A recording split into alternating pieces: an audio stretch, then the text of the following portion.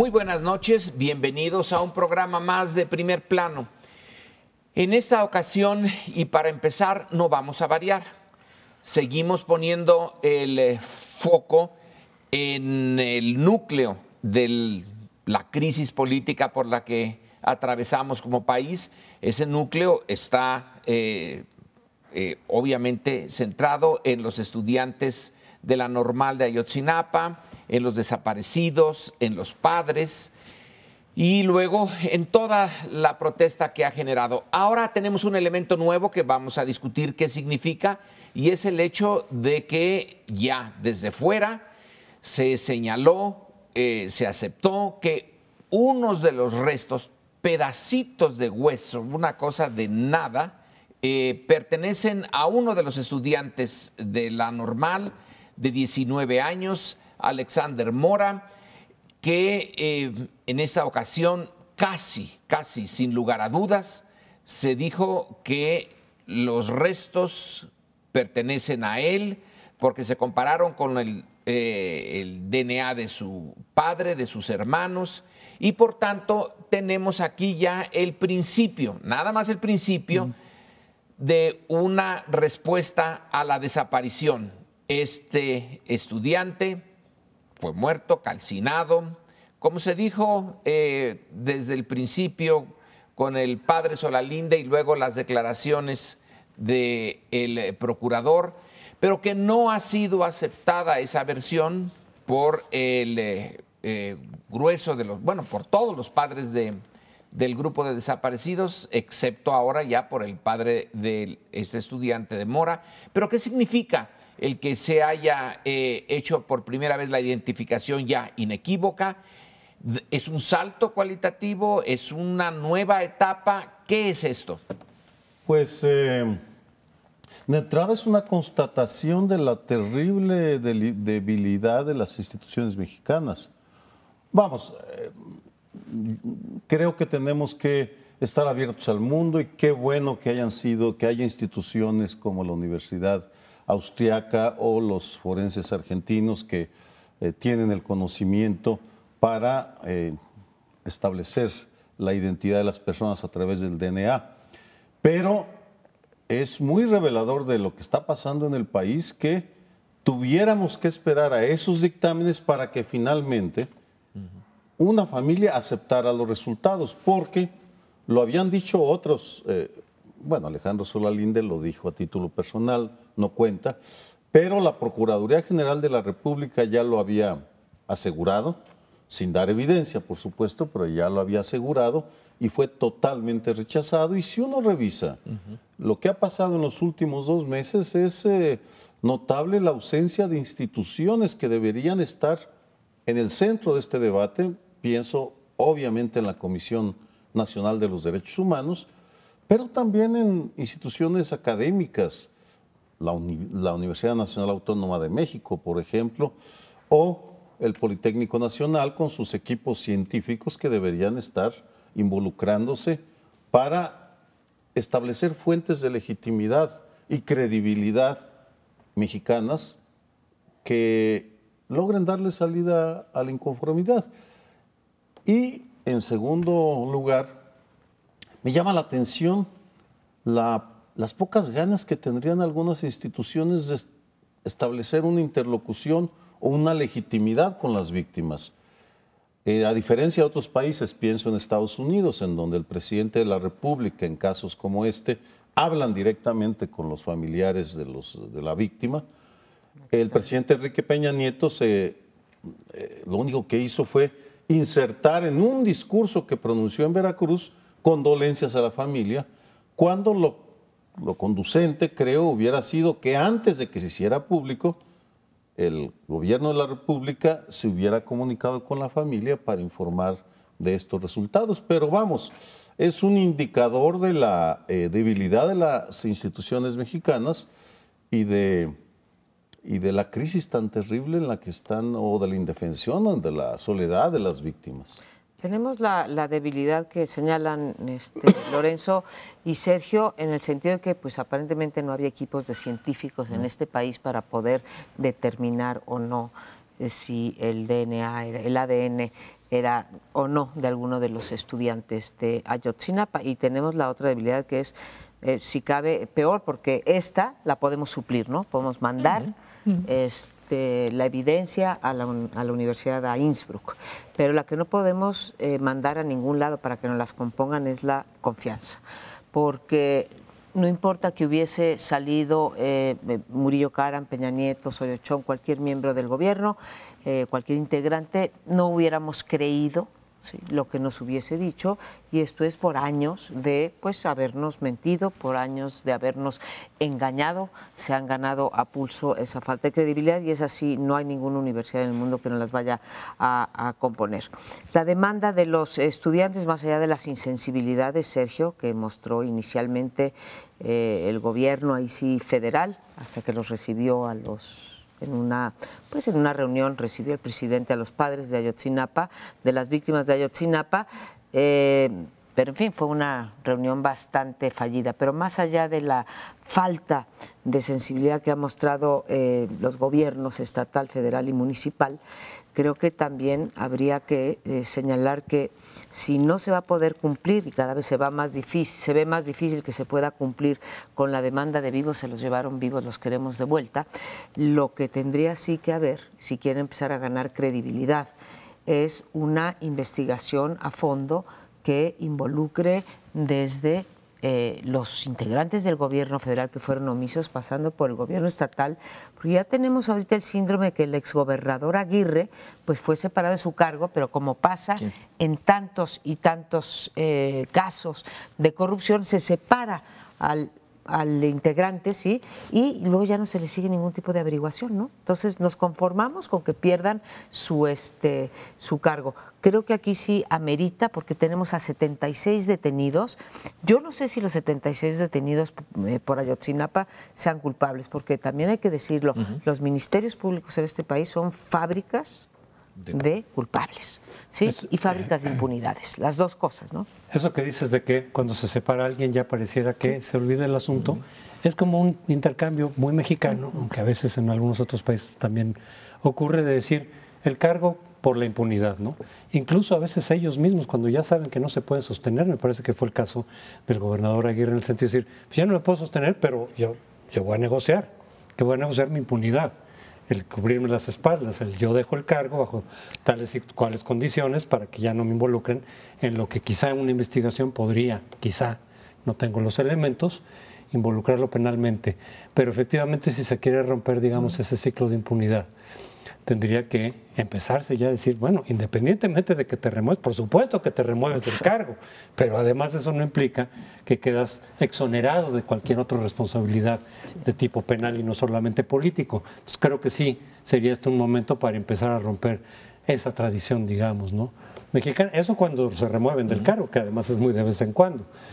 Pero por otro lado, regresando al movimiento, ya saben que uno de los 43 efectivamente murió, fue calcinado, etcétera, no sé si en qué condiciones, pero entonces dicen, vamos por los otros 42. Bueno, pues habrá que esperar a las pruebas con las que se cuenten, pero yo lo que creo es que el movimiento tiene que dar un paso. Ayer Enrique Krause lo escribió en un artículo de Reforma, decía, se tiene que pasar de la protesta a la propuesta. Me parece que sí, que el movimiento tiene mucho potencial, está en un momento político en México muy importante, creo que no lo habíamos vivido hace mucho tiempo, que puede ser de definición en términos de avanzar hacia un Estado de Derecho, depurar policía, sistema de justicia, en fin, se puede dar un salto importante. Por el movimiento que va más allá de los padres de las víctimas y que ha tenido la solidaridad de prácticamente toda la sociedad, algunos marchando, otros desde otras trincheras, pero hay una comprensión, hay una empatía con los padres, los familiares de estos estudiantes. Pues creo que tiene que irse el movimiento más allá de los queremos vivos. Tiene que haber propuestas concretas, una presión concreta, porque si no el propio movimiento se va a agotar o simplemente va a quedar como desfasado. Si nada más se quedan en eso, pues tendría que ese movimiento y todo el malestar que existe ahorita hacia la clase política, hacia las instituciones mexicanas, encontrar un cauce que sea propositivo para que haya un avance por lo menos importante. Fíjate lo que dices, José Antonio. que el movimiento haga las propuestas. El movimiento no tiene ninguna cabeza. Eso tenemos que estar conscientes que es muy peculiar. El movimiento está, tiene en el centro, o si se quiere, como punta de lanza, a los padres de familia. Un conglomerado de gentes que vienen de estratos pobres, con educación muy mínima, del estado más, con los índices de desarrollo humano más bajos. Luego alrededor de él están los estudiantes de Ayotzinapa. Ellos son los que tienen que hacer la propuesta. Bueno, si están haciendo propuestas, si están haciendo algunas. Uno de los padres dijo, esto requiere de la revolución. Esa es una propuesta. La otra propuesta es que caiga Peña Nieto. Propuestas tienen y son muy radicales. El conjunto de gentes pensantes, muy educadas, etcétera, de México, está en el gobierno. Y de allí, si Krause dice que vengan propuestas, pues que analice las del gobierno, que las vamos a analizar en otro momento. Pero lo que tiene el movimiento con los padres y los estudiantes es la legitimidad que no tiene nadie más. Todos son realmente sospechosos. Si algún partido político toma, que son los que podrían hacer las propuestas, porque para eso están, para eso fueron creados y para eso se les paga, pero no pueden, están imposibilitados. Entonces la sociedad mexicana está esperando del movimiento, de su parte más vulnerable, más olvidada, que ella haga las propuestas. Bueno, si esas son, en realidad son las propuestas radicales las que están allí y son muy, muy profundas, porque lo que se dice en los jóvenes que están allí en este movimiento, que no salen cabezas, sino nada más salen voces e ideas generales, es que el sistema en su conjunto se caiga. Claro. Y en ese sentido, de hecho, hay que separar las reivindicaciones solo asociadas con la desaparición de los estudiantes con el fenómeno de centenares, miles de reivindicaciones que han ido surgiendo en todo el país y que toman como símbolo Ayotzinapa. ¿Por qué? ¿Qué simboliza ese evento, esa tragedia? La fusión entre gobernantes y criminales. No hay distingos entre quien gobierna y quien comete delitos como crimen organizado. La corrupción, niveles de corrupción extraordinariamente elevados, la impunidad y la desigualdad. Creo que esos son los 4 temas que uno encuentra por todo el país. Bueno, evidentemente violencia, frenar la violencia, y que toman a Ayotzinapa como el gancho, como el referente para montarle sus propias reivindicaciones, y es ahí donde no existe un movimiento nacional y difícilmente veo que en el corto plazo, en lo inmediato, surja un movimiento nacional.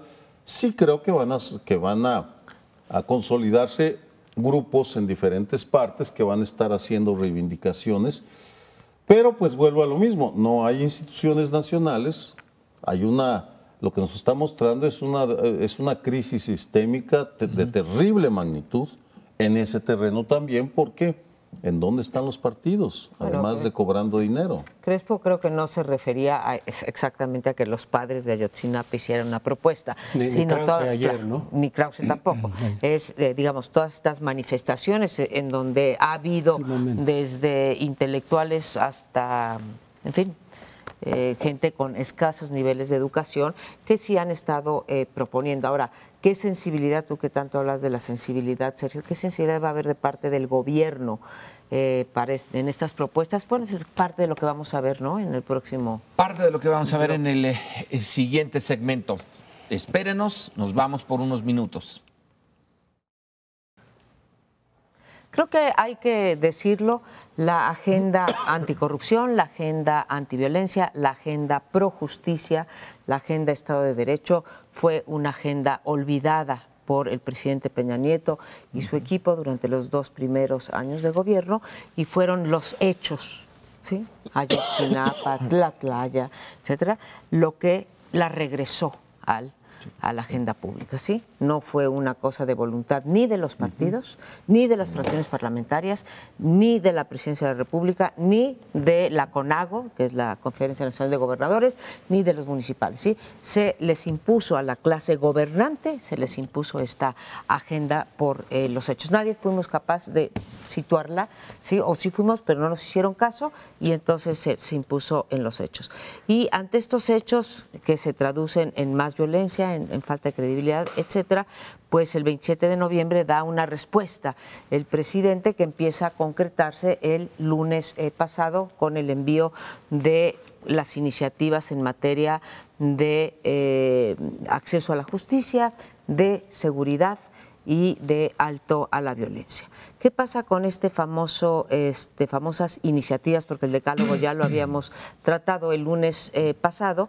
¿Qué pasa con estas iniciativas? Que resulta que son muy insuficientes. En el bloque pasado hablábamos de las propuestas de revolución o renuncia de Peña Nieto. Habemos personas que no estamos de acuerdo con ese tipo de propuestas, pero que también quedamos absolutamente inconformes con querer atajar esta crisis tan profunda que está viviendo el país con 3 iniciativas legales, como si en este país además se cumpliera la ley y pudiésemos arreglar la cosa con esta idea de, pues ahora vamos a investigar a los municipios. Bueno, ¿y quién va a investigar al gobierno federal y a los funcionarios del gobierno federal y los estatales y etcétera? O con, en fin, el número 911, para no decirlo en inglés porque es el 911, o la credencial ciudadana, que no la hemos podido sacar en 25 años en este país. Eso también habla de la debilidad institucional. Y finalmente aquí lo que quiero señalar es que la insensibilidad es a tal grado que las organizaciones de la sociedad civil, izquierda, derecha, empresarios, académicos, intelectuales, han mostrado 2 rechazos. Uno, por la insuficiencia de las medidas, ¿sí? Esto es por querer atacar el largo plazo cuando hay cosas que tenemos que estar haciendo en este momento. Y 2, que no tuvieron la sensibilidad para consultar, pedir el parecer a los muchísimos especialistas que tenemos aquí en materia de justicia, en materia de violencia, en materia de capacitación policíaca o de inteligencia política, y esto ha creado pues todo un descontento adicional, como si le hiciera falta al gobierno. Mira, a mí no me sorprende para nada ese comportamiento, porque es un patrón. Los gobiernos, y ahora voy a comparar lo que está haciendo Peña Nieto con el gobierno de Felipe Calderón, hacen todo lo posible por excluir a la sociedad de las decisiones más importantes y más sentidas. Han salido una gran cantidad de críticas, incluso los integrantes del Consejo Ciudadano de Seguridad, Edna Jaime, Andrea Ambrogi, Alejandro Martí, María Elena Morera y Miguel Treviño, salieron a decir, no nos invitaron. Vamos, ni siquiera nos informaron ni nos llamaron para que estuviéramos presentes, y somos los representantes de la ciudadanía, porque en el fondo, asumámoslo, quienes nos gobiernan no tienen en su radar inmediato a la sociedad. Comparo a Calderón con Enrique Peña Nieto. Calderón declara la guerra al crimen organizado en diciembre del 2006. Se reunía en privado con algunos especialistas en seguridad, pero la primera vez que convoca un foro público es en agosto del 2010, 4 años después, cuando ya había decenas de miles de muertos. Enrique Peña Nieto hace en esencia lo mismo, toda proporción guardada. Elabora sus leyes, se convence que basta con cambiar, mandar unas iniciativas a sus pares, es decir, a los partidos, al Congreso, para que con eso se resuelva el problema, sin entender que lo que se requiere es un cambio de actitud fundamental para tomar en cuenta no solo lo que piensa la ciudadanía, sino para entender lo que estamos esperando de ellos, porque, ligándolo con el bloque anterior, brevemente, hablábamos de que no hay laboratorios forenses para identificar ADN. Tenemos 40 años con desaparecidos en este país. Y no tenemos ni registro. Y no tenemos ni registros ni un laboratorio. Vamos, Felipe Calderón nos dejó con 26,000 desaparecidos. Han pasado 2 años y todavía no tenemos ni un registro ni un laboratorio. ¿Qué más prueba queremos de lo poco que les importamos a quienes gobiernan este país? Bueno, y está también un tema delicado, inevitable, y que no quiso el presidente en su decálogo tratar, que es el de la corrupción. Y el de la corrupción que viene siendo simbolizada por la famosa Casa Blanca. En otras circunstancias se habría tomado el toro por los cuernos y habría dicho: voy a facilitar una comisión, o acepto, ya no soy yo, que alguien, que el Congreso, pero referirse a ese tema es el tema que no trató. Dijo algo en relación a la corrupción de una manera muy general, y se supone que ya va a venir el fiscal que se va a hacer cargo de combatir ni más ni menos que un problema que tiene aquí entre nosotros 500 años y pico. Pero ese fiscal, para que fuera creíble en estas circunstancias, necesita ser absolutamente independiente, que no lo nombre el presidente, que lo nombre a ver quién, porque si lo nombra el Congreso, bueno, como queda claro por las encuestas, el Congreso está en unos niveles bajísimos de confianza. ¿Quién puede confiar en un fiscal que vaya a hacer la lucha fundamental de la vida pública mexicana, que es la corrupción, si no es independiente? Y para que sea independiente, ¿qué mecanismo realmente existe para nombrarlo? Ninguno. Pero bueno, algo se le debió de haber ocurrido a él o a sus ilustres consejeros, y que hubiera podido en ese momento del decálogo presentarnos algo creíble. Pero dejó pasar, o no le quedaba otra, dejó pasar la oportunidad, o no le quedaba otra que decir: sí, va a haber una lucha contra la impunidad, pero no aterriza en cómo. Y aquí el cómo es tan o más importante que haber mencionado nada más que hay la voluntad de luchar contra la corrupción. Le ha dado el apoyo a la iniciativa que se estaba manejando en el Congreso de Sistema Nacional Anticorrupción, y el apoyo ha sido, bueno, ahí están planteadas más o menos algunas cosas. Hay que analizar desde luego los especialistas, aunque esto surgió también un poco con un grupo del CIDE, ¿no? Sí, de la Red por la Rendición de Cuentas. De Mauricio Merino, etcétera, que dio varias ideas y fueron retomadas para esta iniciativa. Pero desde luego, pues los expertos tienen que seguir discutiendo de cómo aterrizar esto. Pero efectivamente el presidente no lo mencionó. Y no mencionó la Casa Blanca, pues porque es ponerse la soga al cuello. Evidentemente de él no iba a partir, pero aquí lo significativo no es solamente que no partiera el propio presidente a decir: pues a ver, ahí les va casi mi cabeza, ¿no? O la posibilidad, ¿dónde pongo la cabeza para que le jalen a la guillotina? Pero el Congreso tampoco ha querido entrar. Es decir, la impunidad presidencial todavía en México está como asumida por las instituciones. Una cosa es que el presidente o la presidencia misma no vaya contra sí misma, claro, pero que las demás instituciones también digan: no, al presidente no se le toca. Pues es algo de lo que nos falta, de lo mucho que nos falta en la democracia, esos mecanismos que tienen que tener la capacidad de llamar a cuentas al jefe de gobierno en funciones. Ni siquiera los expresidentes, que ni siquiera eso hemos podido nosotros llamar a cuentas. En muchos países que antes eran más retrasados que nosotros, en términos democráticos, ya han llamado a cuentas por lo menos expresidentes. Corea del Sur, Taiwán, por mencionar. En Brasil, América Latina, Argentina, no se diga. Y aquí nada, eso está paralizado. Y otra idea nada más de las propuestas. La mayoría las había propuesto Felipe Calderón, en efecto, y no se asumieron, quedaron paralizadas en el Congreso muchas de estas propuestas. O sea, los partidos no quisieron respaldar en ese momento muchas de estas respuestas, y algunas, efectivamente, los especialistas tendrían que ser muy consultados, o debieron haber sido consultados, como lo de los manos únicos, que es una idea que en principio yo digo, pues puede que esté mejor, porque las policías municipales verdaderamente, pero en manos de los gobernadores, muchos expertos, algunos del CIDE también, dicen: pues sí, pero va a estar en manos de Moreira, va a estar en manos de en fin. Se la pasamos a los De gobernadores. Aguirre en su momento también. Si pasarlo a los gobernadores no es garantía, y alguien diría, pues ni siquiera a nivel de gobierno federal, pero creo que en ese punto sí habría algo más que hacer, como muchas policías nacionales o gendarmerías nacionales que hay en varios países, que por lo menos hay como más organización, como más blindaje, en fin, como que la idea suena mejor, pero dejarlo a nivel de los estados, pues igual y no te resuelve Mira, demasiado. Muchas de las propuestas que, como bien dices, ya habían sido exploradas, muchas incluso están avaladas por organizaciones de la sociedad civil que son autónomas y que son expertas en esto. Por ejemplo, la credencial única de los ciudadanos. En México leía el otro día la cifra, tenemos subreportados al 20% de la población.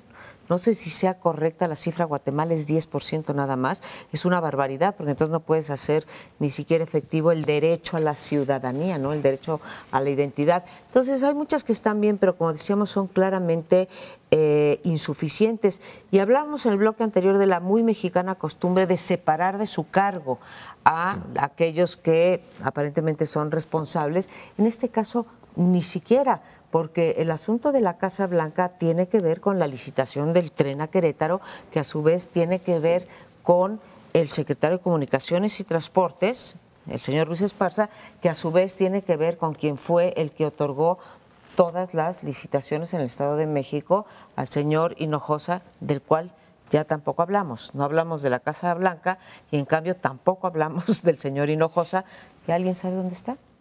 No sabemos, ¿verdad? Y alguna comisión, decía Crespo, decir, bueno, no le puedes pedir al presidente que se eche la soga al cuello y que aparte le jale la cuerda o baje la guillotina. Bueno, pero ni siquiera se puede sacrificar, entre comillas, a un secretario de Estado que defendió la licitación como transparente y pura. Haciendo memoria. El gobierno de Enrique Peña Nieto solo ha detenido a un pez, en este caso a una pescada gorda, el Bester Gordillo, solo a ella, lo cual no significó que se acabara la corrupción en el Sindicato Nacional de Trabajadores de la Educación, en el mundo de la educación.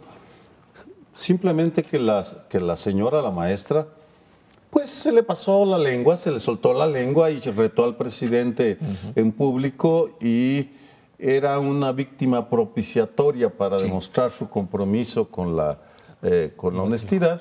Pues sigue en la cárcel, pero fuera de ella, pues no recuerdo nadie más. Nada más. Bueno, pues ya veremos qué hace nuestro fiscal anticorrupción si es que alguna vez llega.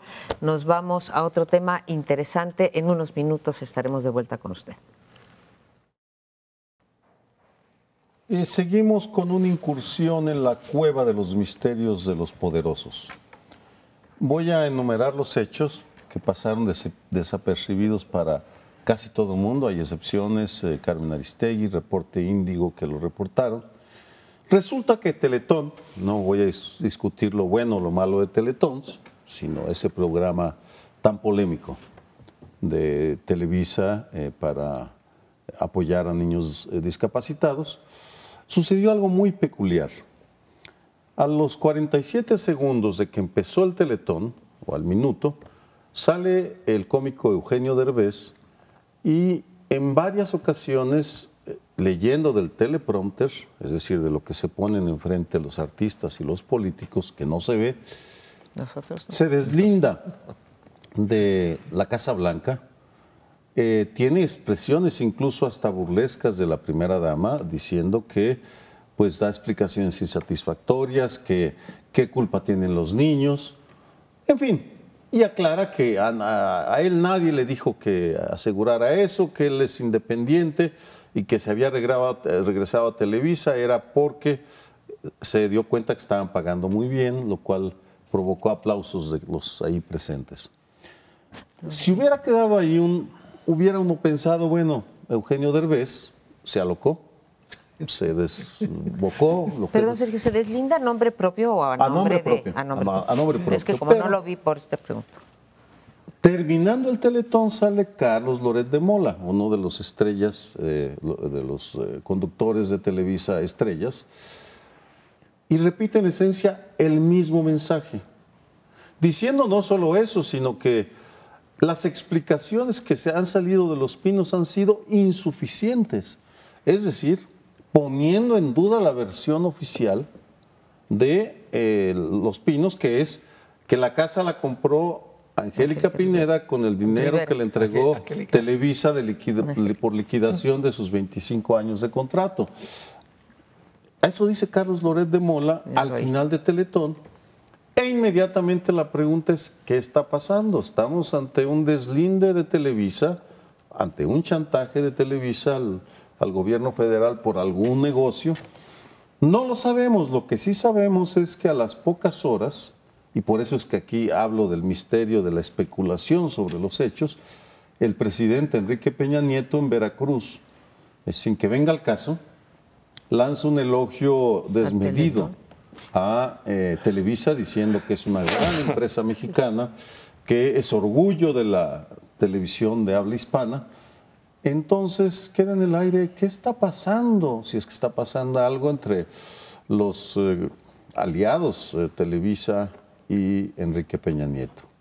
Pues si está pasando algo, resulta que la iniciativa de mandar estos sutiles mensajes, que no fueron entendidos, supongo yo, por todos, porque la mayoría de los mexicanos tienen muchas cosas que hacer para sobrevivir, como para andar entendiendo qué es lo que se están mensajeando entre los poderosos, pero bueno, queda.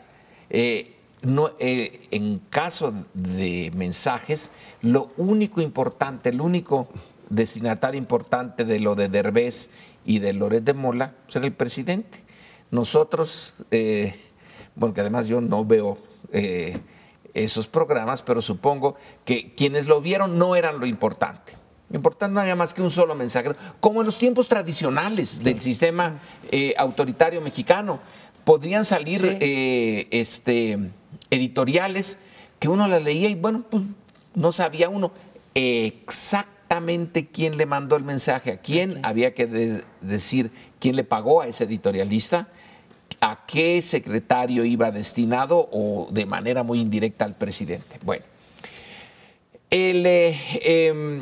la historia de México en esto es que Televisa no es la primera vez que manda ciertos mensajes de distancia con el gobierno, aunque en la vida cotidiana está al servicio del sistema, porque es la que más propaga los valores del conformismo, de la aceptación, y sus noticieros tratan las cosas muy superficialmente, básicamente para no crearle problemas al gobierno. Entonces eso pasa todos los días, 365 días del año, año tras año. Estos son momentos raros y tenemos todo el derecho de preguntarnos, ¿es otra repetición?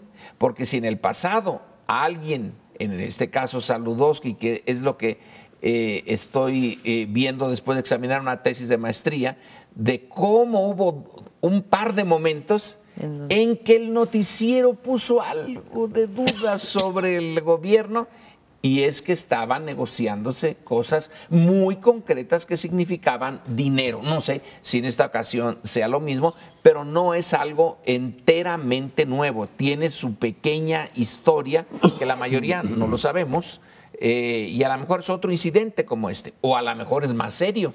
Mira, yo no vi los mensajes. Obviamente no dudo de que lo estés transmitiendo bien. Son dos personajes muy, muy importantes, muy influyentes, como lo es la televisora por el acceso que tiene a todo el público mexicano. Pero creo que aquí hay una cosa que es importante decir. De alguna manera esto de la Casa Blanca se ha venido desdibujando en la agenda pública, ¿sí? Y así como decíamos en el bloque anterior que debió haber propuesto el presidente una comisión, si no para la Casa Blanca, sí para lo de Hinojosa y el tren rápido a Querétaro. Bueno, otras instancias, como decías tú, Crespo, como el Congreso, deberían de estar solicitando o haciendo activamente una comisión de investigación y organizaciones, bueno, la misma prensa que ha sido muy activa, incluso muy enjundiosa, diferentes periódicos de circulación nacional o canales de televisión con respecto a ciertos temas. Recuerda ahorita, por ejemplo, el de Cananea, ¿no? El de Cananea estuvo en la agenda pública durante 3 semanas en los principales noticieros todo el día pidiéndole cuentas a Grupo México, ¿sí? Esto no lo hemos visto con respecto a la Casa Blanca. Así que no sé, Sergio, si es un mensaje al presidente o al equipo de gobierno, si la empresa, la televisora quiere tomar de nuevo y debemos de verlo como que quiere tomar de nuevo esta, digamos, delantera y denunciar lo que está pasando, o esto tiene que ver con cosas como que Televisa, sí, es una empresa que pues cotiza en bolsa y tiene que dar una explicación también a sus accionistas, ¿no? No sé qué hipótesis manejar. Dices, Lorenzo, que esto tiene su historia y que de alguna manera habíamos visto en el pasado algo parecido. Yo creo que de todas maneras las circunstancias sí cambiaron con la apertura, la democratización, la alternancia, no democratización entre comillas, pero bueno, la alternancia, porque algunos de estos poderes fácticos, como los medios de comunicación, Televisa en particular, y los sindicatos también, cobraron autonomía, es decir, antes estaban totalmente alineados en función de la presidencia, estaban básicamente controlados, disciplinados, no había de otra más que, y lo dijo con todas sus letras, Azcárraga Milmo, ¿no? Somos el soldado del presidente, somos soldados del presidente. Yo creo que con la alternancia estos poderes quedaron tan fuertes como siempre, no se les había acotado, se les empieza un poquito ahorita a acotar con las leyes, etcétera, pero cobraron autonomía, entonces se podían poner al servicio, por ejemplo, del gobierno panista, pero también a jugar con otros partidos y cobrar quizá más caro también el apoyo o la lealtad. El sindicato de maestros se puso totalmente con los gobiernos panistas. Yo creo que ahorita incluso de alguna forma había confrontación de las televisoras con los gobiernos o los presidentes en alguna medida o más cuestionamiento. A Fox se le cuestionó y no pocas veces, y a Calderón desde las televisoras. Esa autonomía puede ser utilizada para cobrar más cara, digamos, el apoyo o la lealtad, que eso es lo que pudo haber pasado. Bueno, con Peña Nieto el vínculo que viene desde la campaña, debe haber habido ahí mucho dinero de por medio para presentar estos infomerciales, pero creo que la característica de estos poderes es que cobraron autonomía y se mueven de pronto con más libertad de lo que antes ocurría. Aunque una acotación, esto que vi de cómo se metían ciertas críticas veladas al gobierno, era el momento en que Azcárraga era el soldado de la presidencia, pero que no le toquen el dinero. Entonces es cuando Zabludovsky hacía algunas referencias que podrían parecer críticas, vista la distancia, dicen, ay caramba, en este momento sucedió esto, pero Televisa estaba negociando tal y cual cosa. Entonces, aún en los momentos de más dependencia del gobierno y soldados del gobierno, había eso. Cuando les tocaban algo, saltaban. En fin, estamos evidentemente bordando sobre asuntos que desconocemos los hechos a fondo, pero tienes razón, María Amparo, ha habido un deliberado esfuerzo por enfriar el tema de la Casa Blanca, por reducir su importancia, y por eso mismo llama la atención que sea Televisa quien lo levanta otra vez en 2 ocasiones, y no solo eso, sino que va al corazón de la justificación dada por la pareja presidencial, porque cuando sale el asunto, el tema de conflicto de interés jamás lo abordan, y la explicación que se da es, esta casa la compró la primera dama, Angélica Rivera, con el dinero que recibió de Televisa. Que Carlos Loret de Mola, uno de los principales caras de Televisa, salga a decir que es información insuficiente la que han dado, vamos, no puede tomarse tan a la ligera, tampoco puede uno decir qué es lo que estaba buscando, pero definitivamente dice, pues dirán lo que quieran, pero es la información que dieron es insuficiente. Regresamos. Recién se cumplieron 2 años del gobierno capitalino, no solamente del gobierno federal, sino también el gobierno capitalino está cumpliendo sus 2 años y se presentan desde luego las evaluaciones que normalmente se hacen en estos casos. Ahora una encuesta del Reforma, por lo menos, está señalando algo que habíamos visto como una tendencia, pero que ahora llega a su punto más álgido, que es una caída dramática de la aprobación con la que llegó Miguel Mancera. Llegó con una votación impresionante, en parte herencia de la imagen que dejó Marcelo Ebrard en su gobierno, pero porque no solamente fue la candidatura de Mancera la que ganó con 60% en la capital, pero inmediatamente los niveles de popularidad y de aprobación se fueron cayendo por varias razones. Desde luego no se ha visto cambios importantes, digamos, frente a la corrupción que después ha aflorado, digo, lo del metro, por ejemplo, pero también está pasando un poco, diría yo, no tanto, pero sí un poco como con el gobernador de Oaxaca, con Gabino Cue. No tanto, ahí sí verdaderamente es una cuestión dramática, pero es decir, ante las movilizaciones, las manifestaciones, primero del magisterio y luego de muchas otras causas, en donde el gobierno queda bastante paralizado y de pronto se doblega a muchas peticiones que pueden ser muy irracionales. Por eso digo, guardando las distancias, pero es un fenómeno parecido que también es un motivo de caída de la popularidad de Mancera. También en uno de los puntos más desaprobados es la lucha contra la corrupción. Lo hemos dicho, también en la capital ha habido mucha corrupción en manos del PRD desde 97. Tampoco vemos nada importante como para contener esa corrupción, sino que al contrario nos vamos enterando de pronto de casos donde hubo dinero que se metió ahí que no se sabe qué pasó, malgastado, en fin, varios casos de corrupción. De tal manera que pues así está la evaluación en general de Mancera. Está en el piso desde cuando empezó, apenas hace 2 años. 7 de cada 10 capitalinos lo reprueban, habiendo tenido la votación más alta. Y difiero de ti, Crespo, en que no haya cambiado las cosas. Sí han cambiado, pero para mal, ¿no? Antes es el 60% decía lo de la corrupción y ahora con la corrupción rampante en estos 2 años es el 80%.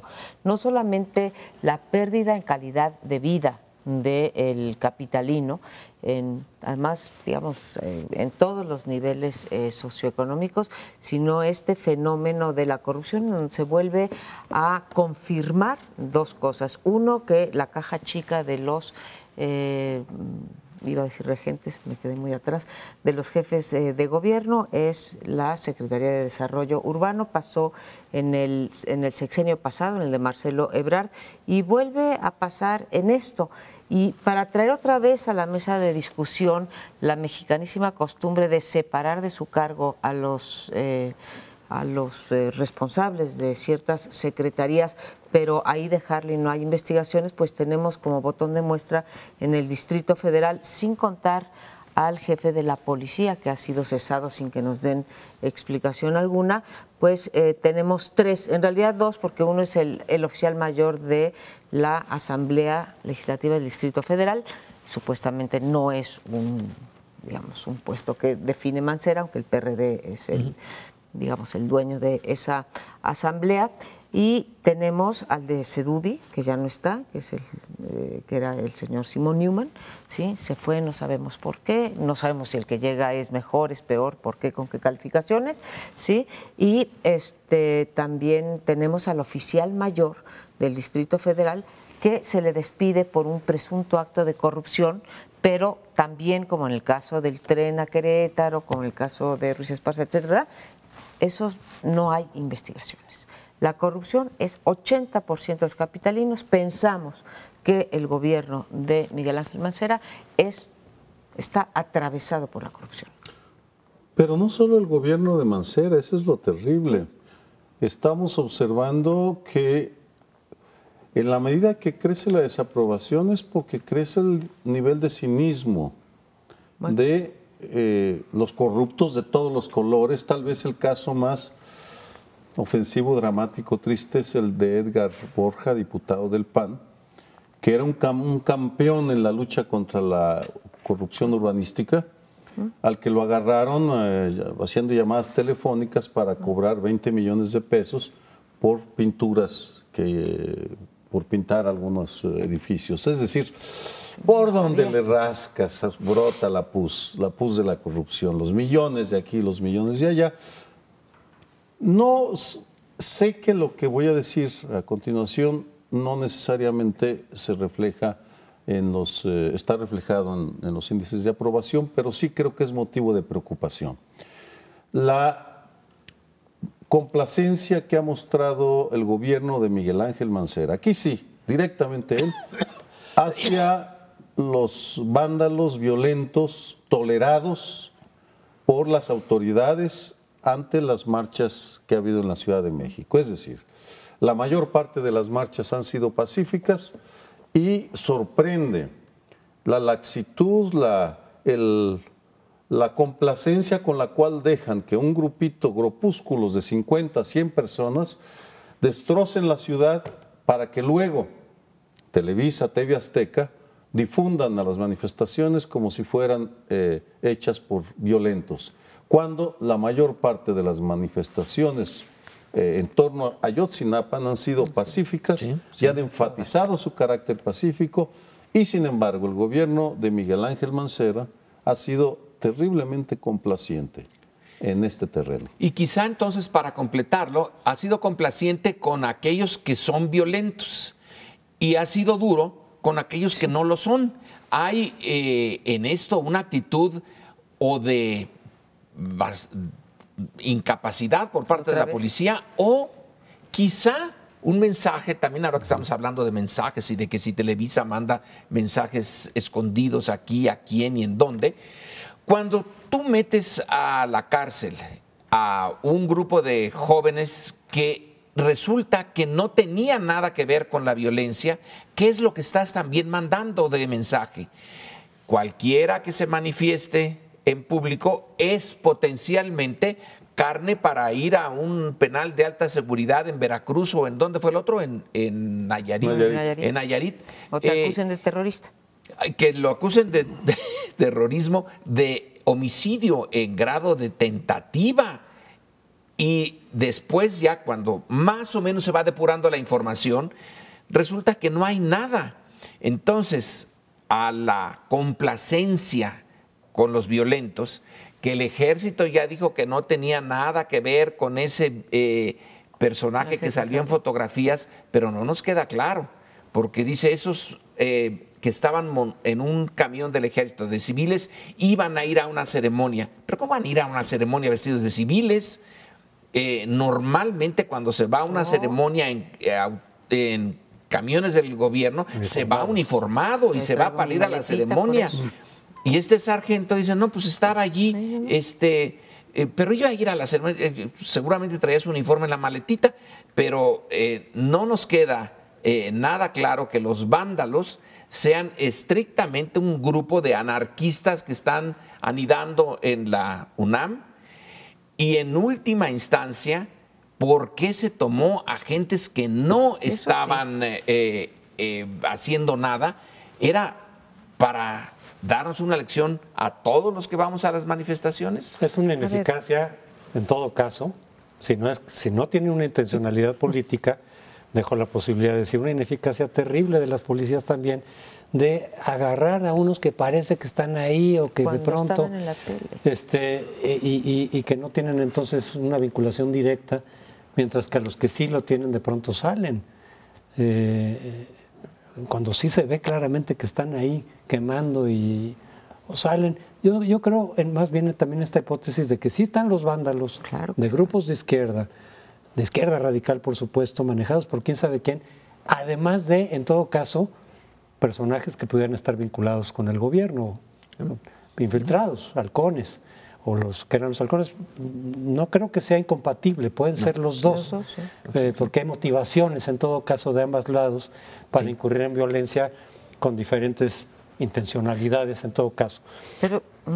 Pero sí tienes razón, Sergio, o sea, los vimos en la televisión, más allá que sea eso lo que resalten, y sí da mucho coraje que resalten eso, en lugar de que se resalte realmente la civilidad de las marchas que ha habido, y que por lo cual deberíamos de estar muy agradecidos, los primeros del gobierno y todos nosotros también, de que hayan sido o que estén siendo marchas de esa naturaleza. Entonces sí, que te muestre nada más los otros, pues sí ves una intencionalidad política. Ahora, cuando ves esos actos de vandalismo y la tolerancia, que así abriste, Sergio, cuando tú ves que con extinguidores o con, no sé, con tubos van rompiendo, ¿sí? Cuadras y cuadras y cuadras, y uno, si yo me llego a estampar con un poste, me meten al bote por daño a la propiedad de la nación, sí, y estos quedan absolutamente en la impunidad, Sergio. Creo que haces muy bien en notar eso. Y es un gobierno de izquierda, vamos, además, es un gobierno de izquierda que termina despidiendo a su jefe de policía por ese motivo sin darnos explicaciones. Solamente quería mencionar poco antes de irnos, los millones también que se manejan en la Asamblea, no es solo el gobierno, sino en la Asamblea también millones para muchos, sin dar, pero nos tenemos que ir. Se dieron 30 milloncitos, ¿no? 30 millones por asambleísta. Por asambleísta. Nos tenemos que ir. Gracias por estar con nosotros esta noche.